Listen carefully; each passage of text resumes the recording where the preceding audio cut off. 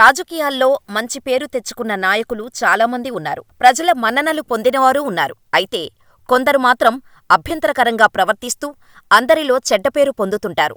అయితే మరికొందరు మాత్రం తమదైన దూకుడుతో లేనిపోని వివాదాలు తెచ్చుకుంటారు. అలాంటివారే దెందులూరు ఎమ్మెల్యే చింతమనేని ప్రభాకర్. ఎప్పుడూ ఏదో ఒక వివాదాస్పద అంశంలో చిక్కుకొని కనిపిస్తారు. దూకుడుతనంతో రాజకీయాలు చేసి చాలా రకాల విమర్శలు తెచ్చుకుంటారు. దెందులూరు నుంచి 3 సార్లు ఎమ్మెల్యేగా గెలిచారు చింతమనేని ప్రభాకర్.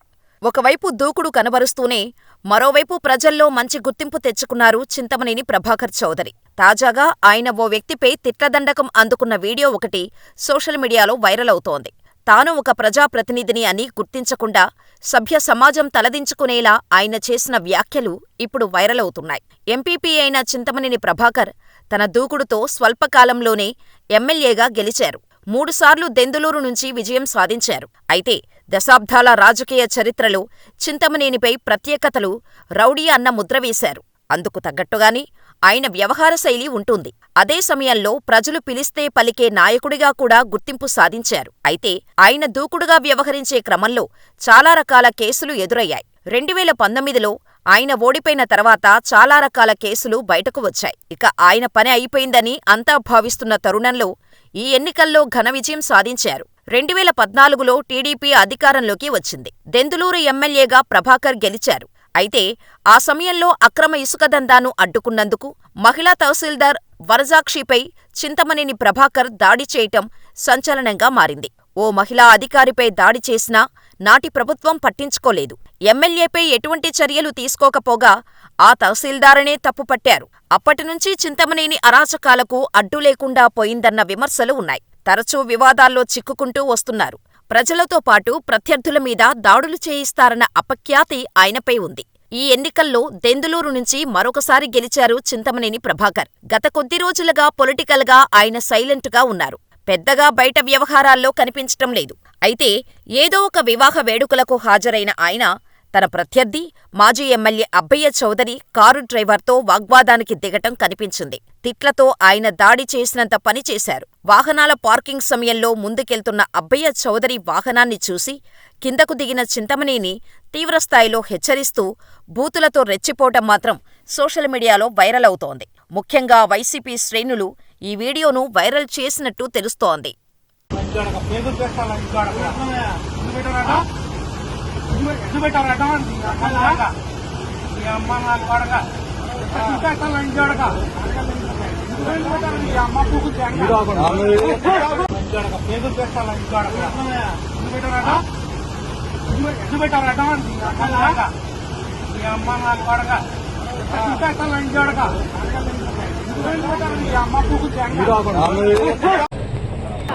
ఈరోజు ఉట్లూరు పంచాయతీ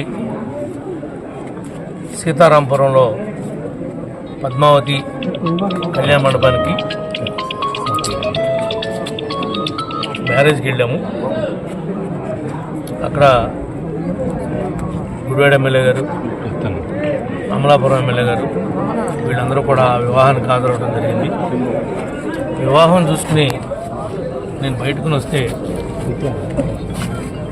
నా కారు బయటకు వెళ్ళడానికి వీలు లేకుండా ఇక్కడ ఉన్నటువంటి వైఎస్ఆర్ పార్టీ ఇన్ఛార్జి మా కారు ఎదురుగా అడ్డంగా పెట్టి గొడవని ప్రేరేపించి ఆ గొడవ ద్వారా రాజకీయ లబ్ధి పొందాలని ప్రయత్నం చేశాడు. ఇవి ఈ కూటమి ప్రభుత్వంలో ఇలాంటి విషయాలేవి కూడా ఎదరికెళ్ళవు. ఇదేమీ కళ్ళు లేని ప్రభుత్వం కాదు, చూస్తూ ఊరుకునేటువంటి ప్రభుత్వం కూడా కాదు. ఈ విషయాలన్నింటినీ కూడా వచ్చిన తర్వాత ఏం జరిగిందో అదంతా కూడా మా గన్మెన్ని పోలీస్ స్టేషన్కి వెళ్ళి కంప్లైంట్ ఇవ్వమన్నాను. నేను నాతో పాటు 5 వ్యక్తులు మేము ట్రావెల్ చేస్తున్నాం. వాళ్ళు ఒక 25 మందిని తీసుకుని వచ్చి ఏదో కింద పడ్డా మేమే నెగ్గాము అనిపించుకోవడం కోసం కృత్రిమంగా ఆలోచనలు చేస్తున్నారు. ఎవడి ఆలోచనల్ని వాడినే గోతులో పెడతాయి. ఇది చెప్తున్నాం మీకు. హెచ్చరిక అనుకుంటారో లేకపోతే మీ పద్ధతిలో మీరు ఉండమని చెప్తున్నాం అనుకుంటున్నారో మీరు అనుకోండి. మేము తెలుసుకుంటే మీరు ఈ నియోజకవర్గంలో ఎక్కడా కూడా ఒక్క ఊర్లో కూడా మిమ్మల్ని తిరగనివ్వని చెప్పి కూడా ఈ సందర్భంగా తెలియజేస్తున్నాం. ఎందుకంటే మీరు ప్రజలు మీకు ఏ స్థానం ఇచ్చారో ఆ స్థానానికి మీరు పదునమై ఉండాలి. ఆ స్థానాన్ని కాదనుకుని మీరేదో భయభ్రాంతులకు గురిపెట్టి ఏదో 10 కార్లు వేసుకుని ఒక కాన్వాయ్ లాగా మేమేదో ఎక్కడ ఎవరు పోయినా భయపెట్టగలమని కనుక మీరు ప్రయత్నం చేస్తే చట్టం చూస్తూ ఊరుకుండదు, ఈ ప్రభుత్వం కూడా చూస్తూ ఊరుకోదు అని చెప్పి మీకు ఈ సందర్భంగా తెలియజేస్తున్నా. అంతా కూడా పోలీసు వారికి తెలియపరిచాం, గవర్నమెంట్ దృష్టికి కూడా తీసుకుని వెళ్తాం.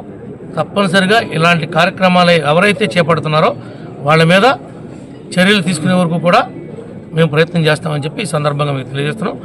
దీనిలో వచ్చినటువంటి నాయకులు కానీ, మా మండల పార్టీ ప్రెసిడెంట్లు, సీనియర్ నాయకులు, క్లస్టర్ ఇన్ఛార్జీలు, సమన్వయ కమిటీ మెంబర్స్ మీరంతా కూడా ఆవేశానికి లోను కావద్దు. చట్టాన్ని మీరెవరూ కూడా చేతిలో తీసుకుంటానికి వీలు లేదు.